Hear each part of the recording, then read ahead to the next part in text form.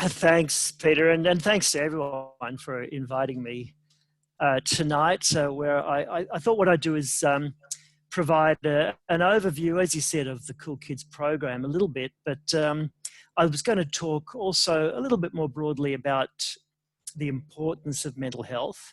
I think given that we have the Lift the Lid walk coming up, this is a great time to maybe just remind everyone about just how important mental health is to all of us.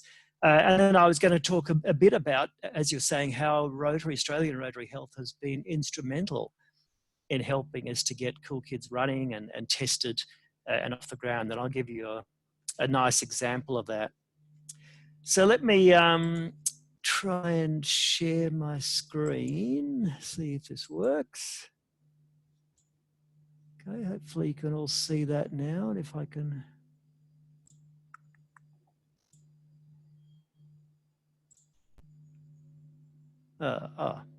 okay, that's not helpful. Okay, unfortunately, I have two screens, and that's, just bear with me one sec. That shouldn't be working, okay. That should be correct.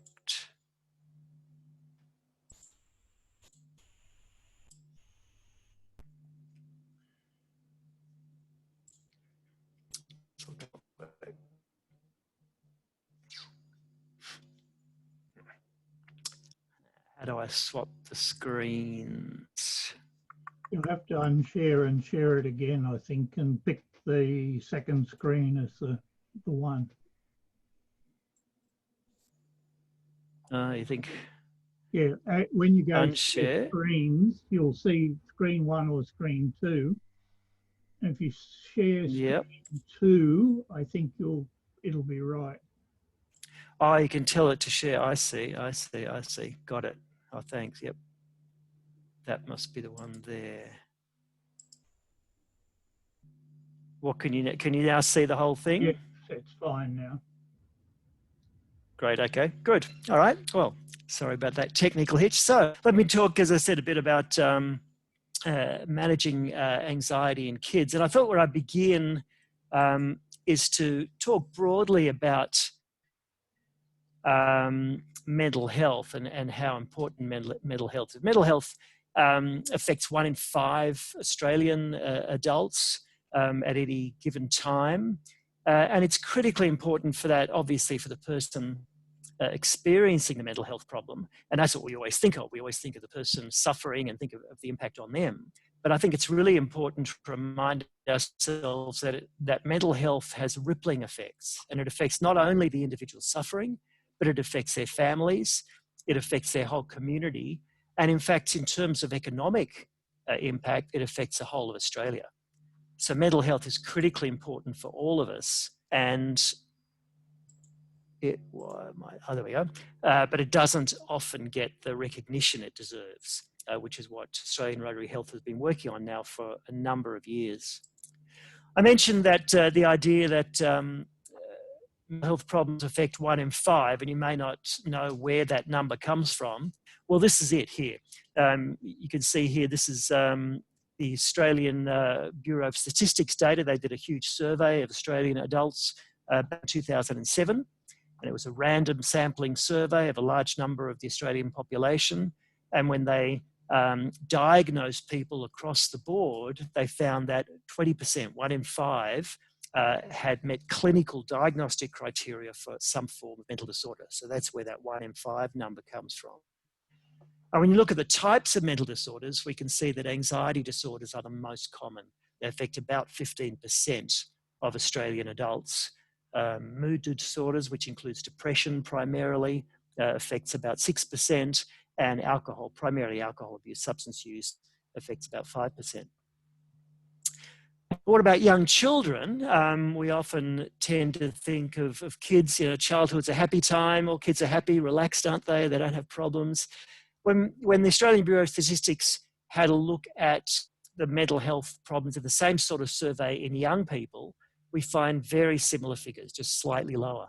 So if we look at the past 12 months of mental health problems in young people, it's 14%. So 14% of young people, this is aged from 4 to 17, 14% of Australian children aged between 4 and 17 have a mental health problem, a clinical level mental health problem within any given month period.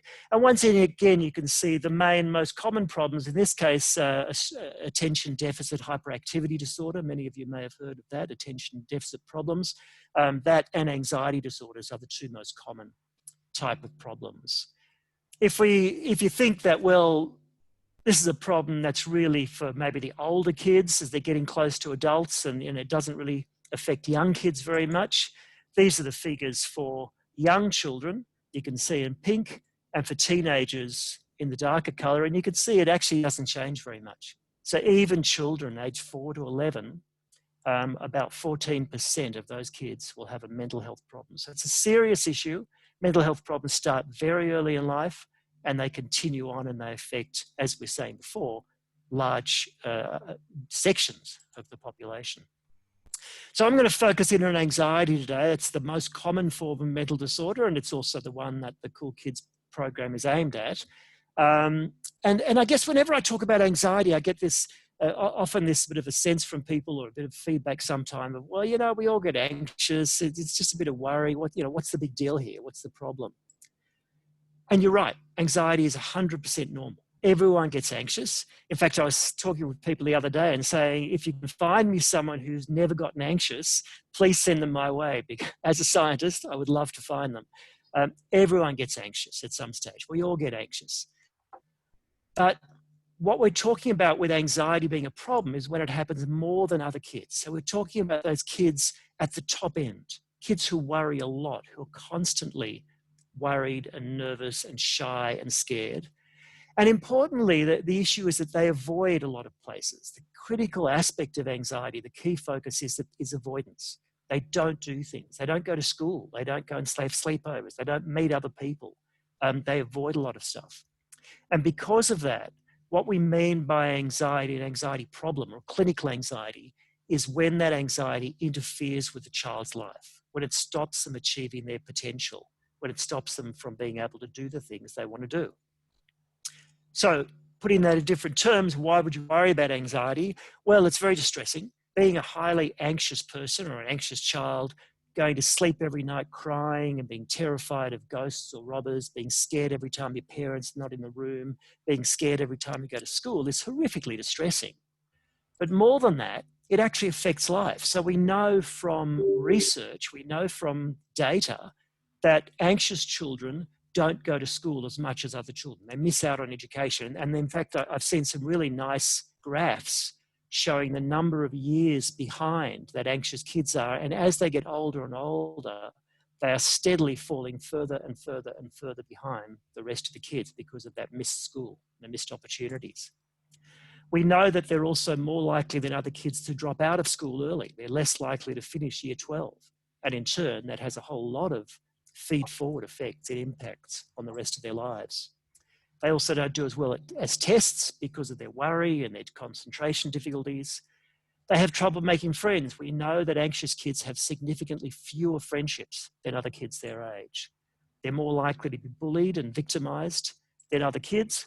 And in the long term, we therefore know that as they get older and become later teenagers and become adults, anxious kids are more likely to continue to have anxiety problems. They're more likely to develop depression, more likely to develop alcohol and substance problems, and more likely to commit suicide.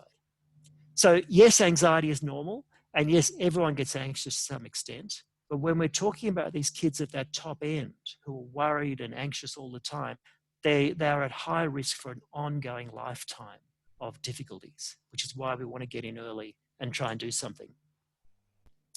So let me just step out for a sec and talk about Australian Rotary Health. And I guess I'm preaching to the converted here, but I'll just give you a quick rundown of what Australian Rotary Health has been doing over many years now to help with mental health problems. Australian Rotary Health, you may not realise, is actually Australia's leading non-government supporter of mental health research.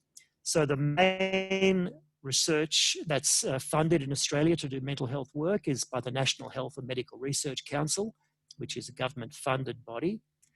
And beyond that, when you then go outside the government to private industry, private sector, Australian Rotary Health is the second biggest, is the biggest of those private funders. So we in the mental health research field, we rely on Australian Rotary Health to give us the money that we need to try and do good work. Their primary funding is through mental health grants into research, into mental health research.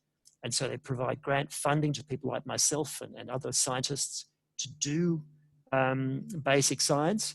But they also fund the next generation of mental health researchers by providing PhD scholarships and providing early career funding to provide for the people who finish their PhDs and are just starting their careers. So there's several levels at which their funding is absolutely crucial. Now, just to reassure you in case you're worrying that your money is badly looked after, I'll just give you a quick rundown on how the funding is distributed. So the funding is all distributed by an independent scientific committee. I'm on that committee. I'm one person on the committee, but there's about 8 or 10 of us scientists who are all working in the mental health sphere, people who work in psychiatry, psychology, in general practice. And we all represent different states of Australia, and we are independent of the actual Rotary Health Board. And so it's an independent scientific committee that looks completely dispassionately at the research grants. Every year we call for expressions of interest, and we get probably about 300 or more expressions of interest coming in. There's a huge call for the research. Of those 300 plus expressions of interest, we cull them down to around about 40. So it's a huge culling process down to the best 40 applications, and the best 40 each year we invite to give us a full proposal, and they write out a full detailed proposal of what they plan to do. We then read those very, very carefully. All people on the committee look at them very carefully. We judge them based on the science. That is it good science?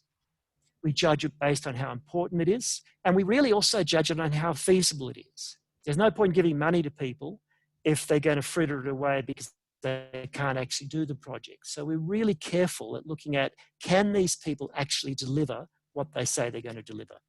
And at the very end of all of that, we also very carefully with a fine tooth comb go through their budget. And we cut and we slash and we burn. And any of you who've sat on that committee before as observers will see that we are ruthless and we look at every penny very carefully so that we are very careful with the money that you provide to make sure that the projects we fund give the best possible value for money. At the end of that time, around about November, the successful grants are announced. And then what typically happens is that people might ask for money for 2 years or 3 years. We actually only give them 1 year's funding. And at the end of that year, they have to come back to us and tell us what they've done. And if they have not been performing, we don't fund them again until they prove to us that they've been performing. So once again, we carefully check and make sure that they're doing what they said they're going to do before we release any more money. So hopefully that's given you a bit of comfort to know that your money's in good hands and we are really ruthless. We have to be, because we get 300 applications, and at the end of the day, the money that we get each year from Australian Rotary Health only funds about 8 new projects a year on average. So out of 300, only the very best 8 typically are funded. And so we have to be really, really careful with what we fund. So let me tell you about one program that has been supported a number of times now, which is the Cool Kids program. It's a program we've been running for a number of years at Macquarie University to help young people with anxiety problems. As Peter said earlier on, we've been working on this now for about 25, 30 years. I like to say 25 because it doesn't make me sound quite so old. It's been funded, it's been running for a long time through a number of scientific trials. We've been doing study after study to make sure it works, to look at variations, to look at how we can improve it, how we can change it. It's used in 25, 30 countries. We lose track of the countries, but it's used all around the world now in many, many countries. And there's at least a dozen different languages that it's been translated in. So it's an internationally known program these days. And we have helped many, many thousands of young people all around the world, which is a really wonderful feeling. There are a number of different versions of the program. The main program that I primarily talk about is our old standard anxiety program. These are for kids whose number one primary problem is an anxiety problem. They are shy, worried, anxious kids whose lives are affected by anxiety, and pretty much just anxiety. That's the program for them. We've also, and that's primarily for kids between about 7 and 17. We also, a number of years ago, developed a preschool version, and that's really more of a prevention program to try to prevent anxiety becoming a problem down the track in very young children who might be at risk for anxiety. We developed another version for teenagers who have both. These are quite severe young people who have a mix of both anxiety and severe depression. These kids are often self-harming, cutting themselves. They're often threatening suicide.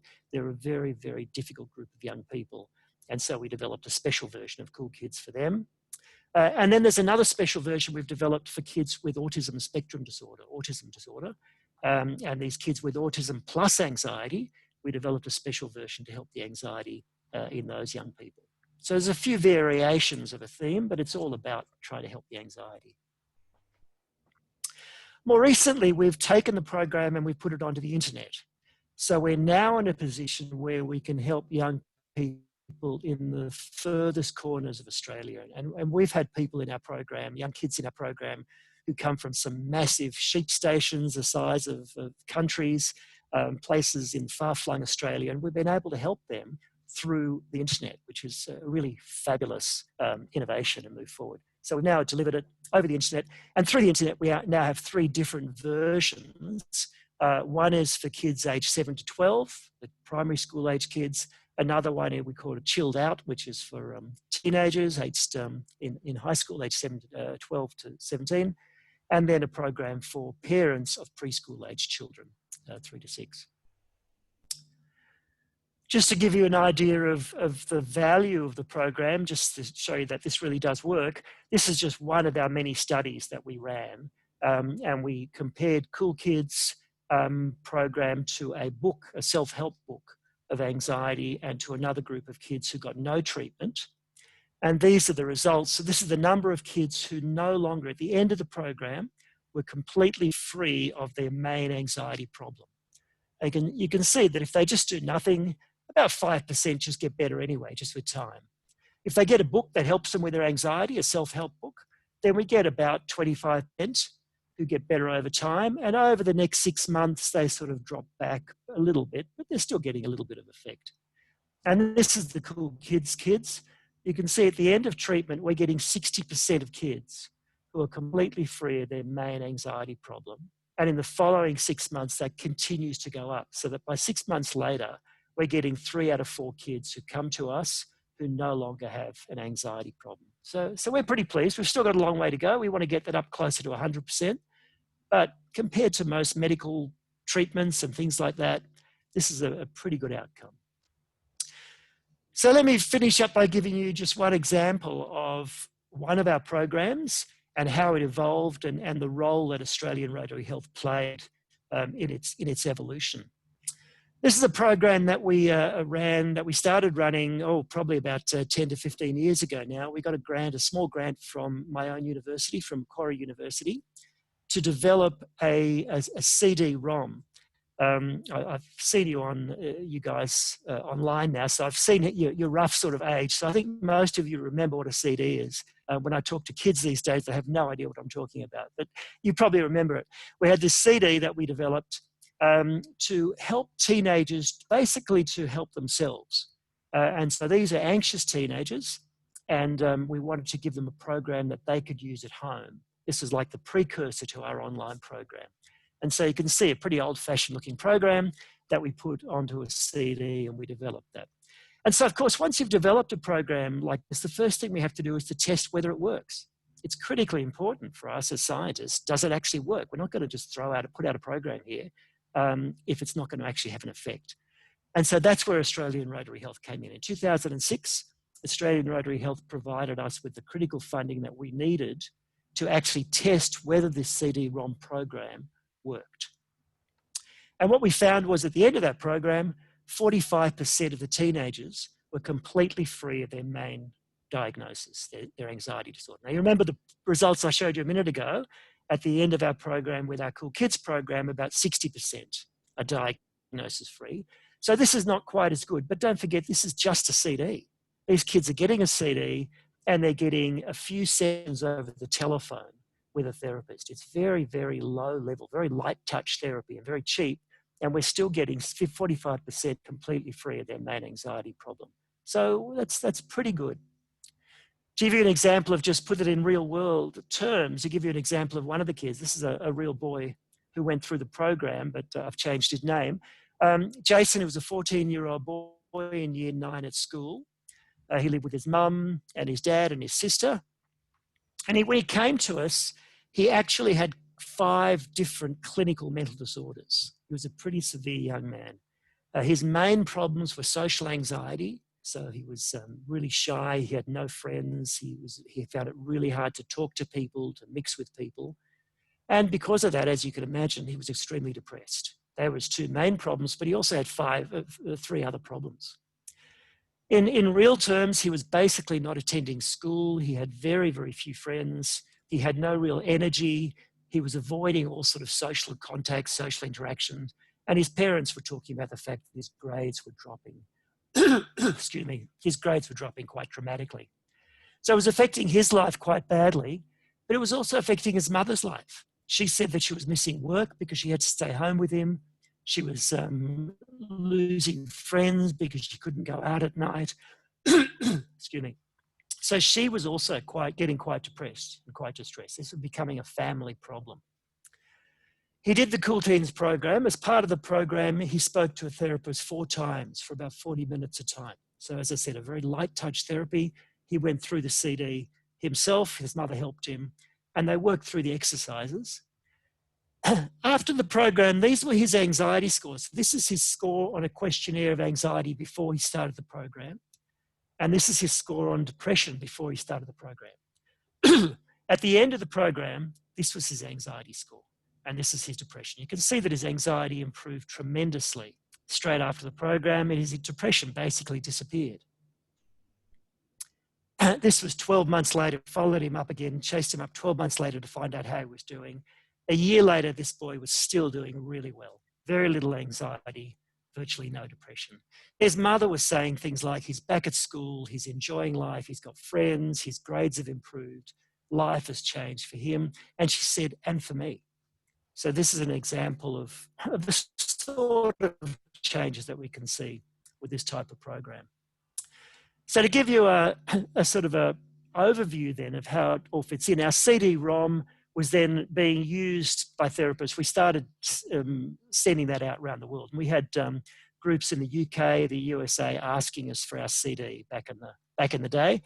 After that, we then, as I've told you, we took that program and we developed into an online program called Chilled Out. Chilled Out is now actually being used as a clinical service. So we now run at Macquarie University the first children's or young people's online treatment service. And people from anywhere in Australia can contact us, can log in, and can do our program through Macquarie University. It's also being used now around the world. We've got a large trial running in Norway. It's being used quite a lot in Denmark, and there was a big trial run in Denmark. And there's also a big American trial, and there was a Chinese charity who's been very interested in taking the program to China. So it's used quite widely. And just to fill you in, just to remind you then, we started out with that CD, the early prototype at Macquarie University. We then got the boosted funding from Australian Rotary Health of testing it and proving that it worked.